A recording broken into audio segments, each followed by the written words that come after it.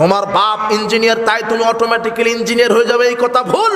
Engineer হতে যোগ্যতা অর্জন করতে হয়।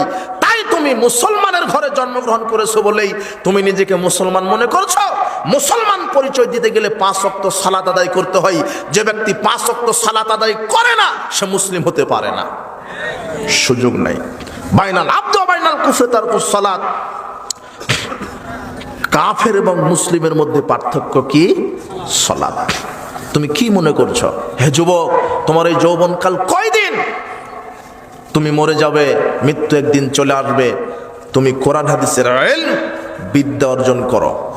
তুমি যদি বিদ্যা অর্জন করো, তাহলে যারা কোরআন হাদিসের বিদ্যা অর্জন করে, আকাশে জমিনে ইথারে পাথারে জীববস্তু জড়বস্তু যারা আছে, এমনকি হাদিসে আসছে হাত্তান নামলাতা ফি জুহরিহা, পানির মধ্যে যেই মাছগুলি আছে, হাত্তান নামলাতা ফি জুহরিহা আল হাইতানু ফিল মায়ে, পানির মধ্যে যেই মাছ আছে, হাত্তান নামলাতা ফি জুহরিহা, গর্তের মধ্যে যেই পিপিলিকা আছে, এরাও আল্লাহর কাছে বলে, আল্লাহ যারা কোরআন হাদিসের জ্ঞান চর্চা করছে তুমি তাদের সব পাপকে ক্ষমা করে দাও।